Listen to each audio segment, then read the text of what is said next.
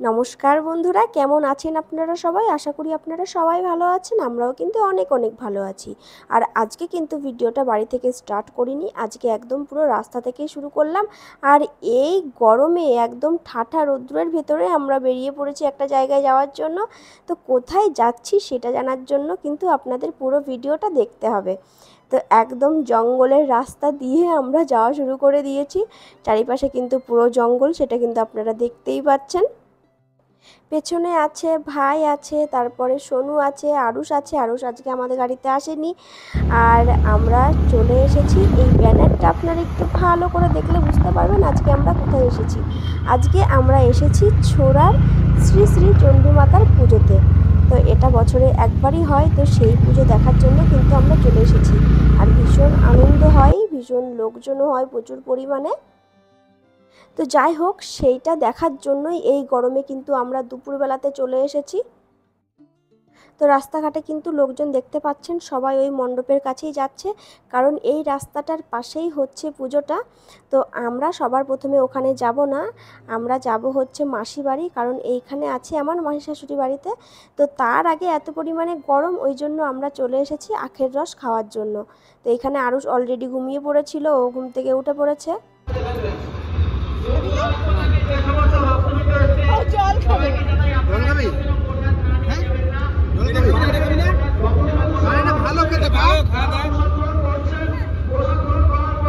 আর এই গরমে এক গ্লাস আখের রস একটু লেবু দিয়ে, ওহ, জাস্ট মানে জানটা জুড়িয়ে গেল। তো দোকানের সামনে কিন্তু দেখতে পাচ্ছেন বাবা দাঁড়িয়ে আছে। বাবা আর কাকু সকালবেলা কটা খেয়ে দিয়েই বেরিয়ে পড়েছিল, কিন্তু আমাদের সাথেই এলো কি করে, কারণ সবার প্রথমে গেছিলো হচ্ছে মামা বাড়িতে। তো ওখান থেকে তারপরে এখানে এসছে। তো এখান থেকে আমি নিয়ে নিয়েছি অনেকগুলো কিন্তু লিচি ড্রিঙ্ক, মিষ্টি, আরও অনেক কিছু। না না, আমি পয়সা দিইনি, সেটা হচ্ছে বাবা দিয়েছে। তো যাই হোক, নিয়ে নিয়েছি সবাই মিলে। এখন একটা করে লিচি ড্রিঙ্ক খেয়ে তারপরে আমরা এখন যাচ্ছি হচ্ছে মাসিদের বাড়িতে। আর মাসিদের এখানে এই চণ্ডী পুজোর সময় কিন্তু একদম প্রত্যেক ঘরে ঘরে আত্মীয় স্বজন, যেরকম আমাদের ওখানে কালী পুজোর সময় প্রত্যেকটা ঘরে ঘরে আত্মীয় স্বজন থাকে, ঠিক সেই রকম মাসিদের বাড়িতে, মানে মাসিদের পাড়াতে এই টাইমে সবার বাড়িতে বাড়িতে আত্মীয় স্বজন থাকে। তো দেখতে দেখতে চলেও এসেছি মাসিদের বাড়িতে। তো এসে দেখি মাসিরা বাড়িতে নেই, চণ্ডী পুজোর ওখানেই আছে। তো বাড়িতে বেশি কেউ ছিল না, ছিল দুই একজন। তারপরে ওখান থেকে আমরা এখন সোজা বেরিয়ে পড়লাম চণ্ডী পুজোতে যাওয়ার জন্য। সাথে নিয়ে নিয়েছি দাদুকেও, কারণ দাদু বাড়িতে ছিল এই গরমে। তো দাদুকেও সাথে করে নিয়ে নিয়েছি।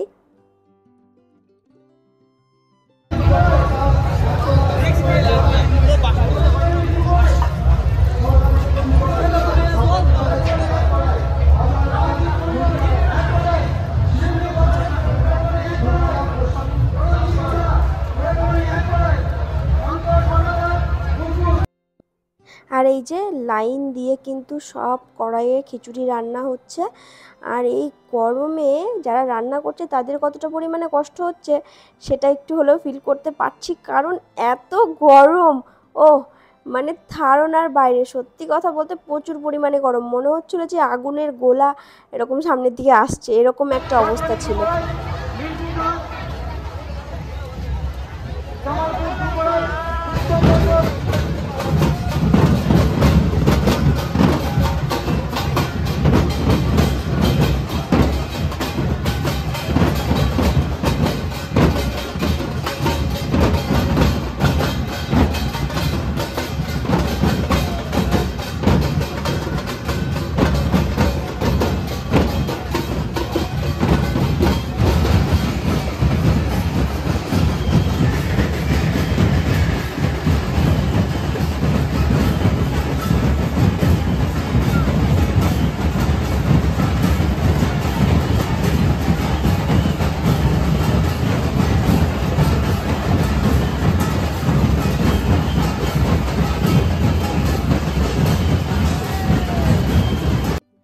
আর ওখানে তো অনেকক্ষণ দেখলাম ডাঙ্কা বাজানো। তারপরে আমরা সোজা চলে এলাম চণ্ডী মাকে দর্শন করার জন্য। আর চারিদিকটা এত সুন্দর ফুল দিয়ে সাজিয়েছে না। আর চণ্ডী মা যেখানে থাকেন সেইখানটা কিন্তু একদম গাছের নিচে, আপনারা অবশ্য দেখতে পাচ্ছেন চারিদিকটা কিন্তু ছোট ছোট, মানে বেশি বড় গাছগুলো নয়। তো তো সেই গাছের নিচে কিন্তু এই পুজোটা হয়, আর খুব সুন্দরভাবে ফুলগুলো দিয়ে সাজিয়েছে। এত সুন্দর একটা পরিবেশ, সত্যি অসাধারণ। কোনো মন্দির কিন্তু এখানে আলাদা করে বানানো নেই চণ্ডী মায়ের জন্য। এইখানটায় এত সুন্দর লাগছে, সত্যি কি আর বলবো। দিনের বেলাতেই এত সুন্দর লাগছে, রাতে না জানি কতটা সুন্দর লাগবে। রাতে তো লাইটিংয়ের অনেক ব্যবস্থা করা আছে, জানি না যে রাতে কতটা সুন্দর লাগবে। আমি শুধু চিন্তা করছি, ভাবছি যে কতটা সুন্দর হতে পারে। এখনই এত ভালো লাগছে দেখতে, সত্যি একটা অন্যরকম পরিবেশ।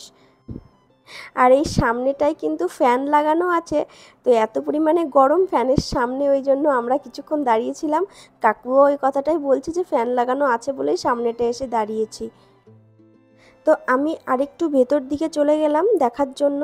ওরা সবাই জুতো পরেছিল, খুলতে পারবে না, ওই জন্য আমি একটু সামনের দিকে এগিয়ে এসেছি চণ্ডীমাকে দর্শন করার জন্য, আপনাদেরকেও একটু দেখানোর জন্য। তবে আমরা যখন এসেছি তার আগেই কিন্তু পুজো হয়ে গেছে, আমরা এসে পুজো দেখতে পারিনি। তবে যাই হোক, পুজো দেখতে পারি আর না পারি, চণ্ডী মাকে তো দর্শন করে নিলাম।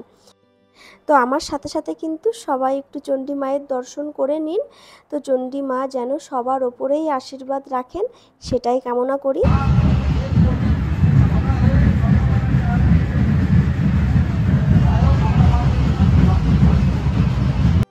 তো দর্শন করে এখন আমরা বেরিয়ে যাচ্ছি বাইরে। এত পরিমাণে ভিড়, আমাদের লাইন দিতে হয়েছে বেরোনোর জন্য। আর এই গরমে দেখুন সবাই বসে কিন্তু মায়ের প্রসাদ খাচ্ছে। তো যাই হোক, আমরা এই গরম থেকে বেরিয়ে পড়েছি। আরুষের জন্য একটু বেশি খারাপ লাগছিল, কারণ যে পরিমাণে ভিড়, এই ছোট ছোট বাচ্চাদেরই বেশি প্রবলেম হয়। তো আমরা গরম সহ্য করতে পারলেও ওদের কিন্তু অসুবিধা হয়। তো যাই হোক, আরুষ কিন্তু ওখান থেকে একটা বেলুন কিনে নিয়েছে। এখন সবাই মিলে হেঁটে হেঁটে যাচ্ছে একটু ঠান্ডা জল কিংবা কোল্ড ড্রিঙ্কস খাওয়ার জন্য। কিন্তু এই যে মিষ্টির এই দোকানটাই বন্ধ। তো আমরা রাস্তার ওই পাশে চলে গেলাম, একদম মাসির দোকানের পাশে যে মিষ্টির দোকানটা, ওই দোকানটা খোলা আছে। আর এই পাশের যেই দোকানটা দেখতে পাচ্ছেন চণ্ডী স্টোর, এটাই হচ্ছে মাসির দোকান। একদম কালো আসছে।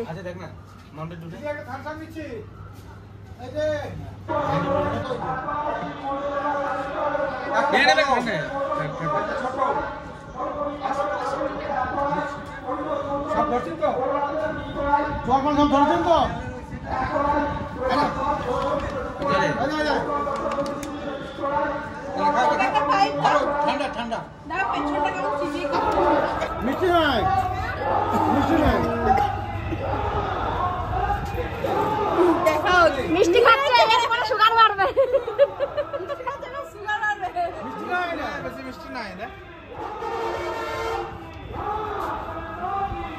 তো ওখান থেকে নিজেদেরকে একটু ঠান্ডা করে এখন যাচ্ছি আমরা হেঁটে হেঁটে মাসিদের বাড়িতে, কারণ প্রচুর পরিমাণে গরম আর মাসিরাও বাড়ি চলে গেছে। এখন গিয়ে একটুখানি রেস্ট নেব, তারপরে আমরা বিকেলবেলা বাড়ির দিকে রওনা দেব। মোরে ভূত হয়ে গেছে, এক সপ্তাহ বাড়ি চলে কিনটা লাগালাম না।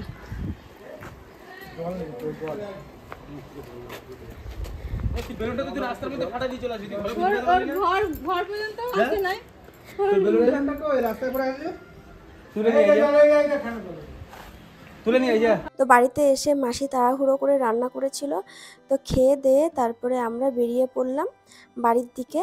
তো মাসি কিন্তু রেডি হয়ে চলে গেছে দোকান খুলতে। তো এখন যাচ্ছি আমরা মাসির দোকানে, মাসির দোকান থেকে কিছু জিনিস নেব আর আপনাদেরকেও দেখাবো মাসির দোকানটা। তো মাসির দোকানে কিন্তু ইমিটেশন থেকে শুরু করে সমস্ত রকম কসমেটিক্স, তারপরে হচ্ছে কোল্ড ড্রিঙ্কস, সমস্ত কিছুই পাওয়া যায়, আবার পানও পাওয়া যায়। তো একদম ভেতরে আমি চলে গেছি, আমি শুধু একা নই, সোনু আরুষ সবাই ভেতর দিকে চলে গেছি। এখন কোন জিনিসটা পছন্দ হয় সেটাই একটু দেখে দেখে নিচ্ছি। তো বেশ অনেকগুলো জিনিসই নিয়েছি। আমার আসবে পুজো টুজো পার হবে, এমনি ফাঁকা টাইম ছুটি থাকবে তখন আসবে।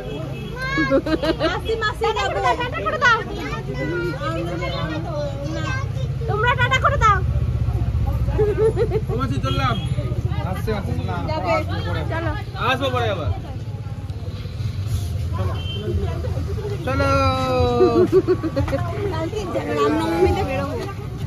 চলো। জিনিস কিন্তু বেশ অনেকগুলোই পছন্দ করে নিয়েছি। তো জিনিস টিনিস নিয়ে এখন আমরা বেরিয়ে পড়ছি বাড়ির দিকে। মোটামুটি সন্ধ্যা হতে চললো, ওই জন্য আমরা একটু তাড়াতাড়ি বেরোনোর চেষ্টা করছিলাম। যাই হোক, জিনিসগুলো দেখতে একটু দেরি হয়ে গেল, কারণ এই 11 মাইলের ভেতরের যেই রাস্তাটা আছে এত পরিমাণে দু সাইডে জঙ্গল, জানি না ভয় আছে কি না, কিন্তু যেতে অনেক ভয় লাগে। তো ওই জন্য আমরা একটু তাড়াতাড়ি বেরোনোর চেষ্টা করছি। আর একটু রাত হয়ে গেলে তো এখান থেকে আমরা বেরোতে পারবো না। এখানকার যারা লোকাল আছে তাদের ভয় লাগে কিনা জানি না, তবে আমাদের সাহস নেই এখান দিয়ে রাত্রেবেলা অন্তত পার হয়ে যাওয়ার। তো আপনাদের কার কার সাহস আছে এই রাস্তাটাতে রাত্রেবেলা একা একা যাওয়ার, অবশ্যই কিন্তু কমেন্ট করে জানাবেন। আর এই জঙ্গলটা কিন্তু প্রচুর পরিমাণে বড়, দিনের বেলা যদিও বা ভালো লাগে, রাত্রেবেলা কিন্তু রাস্তা শেষ হতেই চায় না। তো যাই হোক, ফাইনালি আমরা জঙ্গলের রাস্তা পার করে শেষমেশ এই যে একটু হাই রোডে উঠে চলে এলাম। আর আমরা যতজন গেছিলাম তার ভেতরে একজনেরও সাহস নেই, সবাই কিন্তু ভীতু। আর এই জায়গাটা হচ্ছে 11 মাইল। তো এখান থেকে এখন আমরা যাব পানাগড়ের দিকে। তো দেখতে দেখতে আমরা চলে এসেছি একদম মিনি বাজারের কাছে। তো ভয়েসের ভেতরে কিন্তু একটু নয়েজ আছে, তো সেটা আপনারা একটু অ্যাভয়েড করবেন, কারণ অফিসের কল চলছে, সেই আওয়াজটাই আসছে। তো চলে এসেছি বাড়িতে। আর চারিদিক কিন্তু অন্ধকার, কারণ আমরা গেছিলাম দুপুরবেলাতে, লাইট কিছুই অন করা ছিল না। আর আমার বর কিন্তু অফিস থেকে তখনও বাড়ি আসেনি। আর এই ভিডিওটা কিন্তু দুদিন আগেকার, আমি এখন রেডি করতে পেরেছি ভিডিওটা, ওই জন্য আপলোড করছি। তো যাই হোক, আজকের এই ভিডিওটা আপনাদের কেমন লাগলো অবশ্যই কিন্তু কমেন্ট করে জানাবেন। আর ভালো লাগলে অবশ্যই একটা লাইক এবং শেয়ার করবেন। আর হ্যাঁ, আমার চ্যানেলটিকে আপনারা একটু সাবস্ক্রাইব করে দেবেন। টাটা।